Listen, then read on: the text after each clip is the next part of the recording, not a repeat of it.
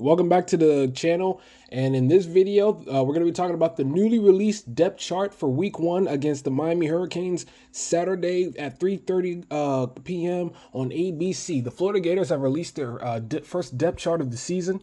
On the offensive side of the ball, at the receiver position, Eugene Wilson III, Chimere DK, and Elijah Badger are the starters, which is not surprising because Florida invested in those guys and they knew that they needed some more juice out of that wide receiver position after losing Ricky Pearsall last year, so that doesn't surprise me whatsoever.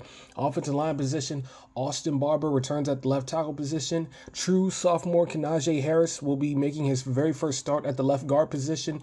On the right side of him is Jake Slaughter, who started a lot of games for the Florida Gators last year when Kingsley Egwakon was out due to injury. At the right guard position, Damian George Jr. from Alabama, the redshirt junior, who started a lot of games for Florida at the right tackle position last year. He's going to be starting at right guard. At right tackle, Cameron Waits will be starting at that position. At the tight end position, of course, Arliss Borningham has locked down the starting tight end spot. For quarterback, Graham Mertz, no surprise there. At running back, Montrell Johnson will be starting as the running back for the Florida Gators coming Saturday. He had a knee injury at the beginning of fall camp, but it seems like he's recovered even earlier than expectations. And I was of the belief that if he was not able to go against Miami, then I think what Florida should have would be preserve him for the week 3 game against Texas A&M, because you're not going to need Montrell Johnson to beat Samford in the following week after the Miami game. But he will be playing against Miami this upcoming Saturday. Behind him is Trayon Webb, starting true sophomore, and at third string running back Jaden Ball, the freshman who lit up the spring game earlier this April. You go to the defensive side of the ball, Justice Boone is starting at the F position. I'm guessing at end. He was projected to start last year for the Florida Gators against Utah, but tore his ACL about a month before that game. Desmond Watson at the nose tackle position, which kind of surprises me. I figured Cam Jackson would have been there, but I guess they're going to have Desmond Watson for downhill situations and then sub in Cam Jackson. Caleb Banks will be starting on the defensive line along with Watson and Boone. At the jack linebacker position, TJ Searcy, who made the SEC's all freshman list last year, along with Kelby Collins, Jordan Castell, and Trey Wilson for the Gators.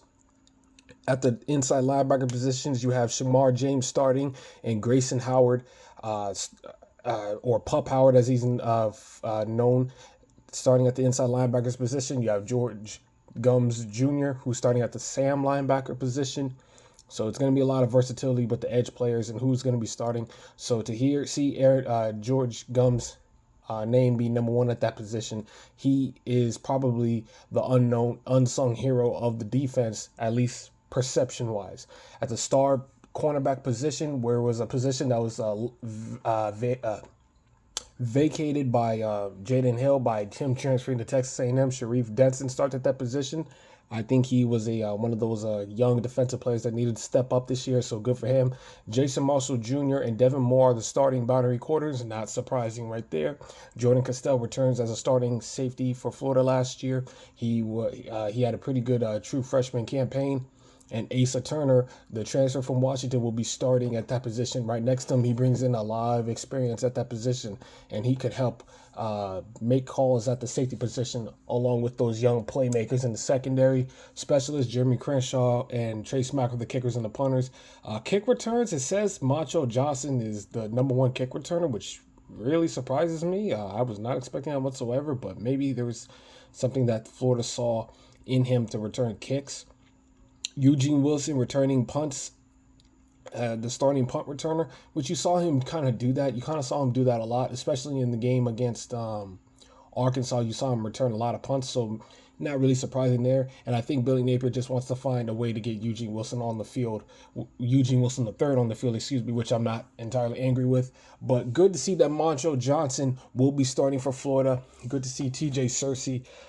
I'm really excited to see what this defense looks like. I want to see what the roles are for George Gums and TJ Searcy, and how Pup Howard's going to play alongside Shamar James, and how Desmond Watson is going to handle the starting position, and how Justice Boone comes back looking from that the injury that he suffered last year. For the offensive line, Florida's offensive line has to win, has to come up big in this game against Miami because they have a very deep defensive line. So Najee Harris making his first start at that left guard position, he really needs to mature fast and in a hurry because they have a very tough front in Miami. But luckily, he's between two veterans in Barber and Jake Slaughter, so maybe that having that continuity leadership on both sides of him will do pretty good. Cameron Waits at the right tackle spot. He's big. He's 6'8", 343 pounds. But let's see how he can handle Ruben Bain coming off the edge from Miami. And Elijah Badger starting at the wide receiver position is not a surprise to me. He was a highly sought transfer portal target in the spring portal back in I believe it was March and April when it opened up. And having Eugene Wilson as your number one player, he's probably the most important Florida Gator football player, maybe outside of Graham Mertz on the football team. So that's the news right now. Depth chart week 1 against Miami, 3:30 on Saturday for ABC in the Swamp. Montrell Johnson will be available.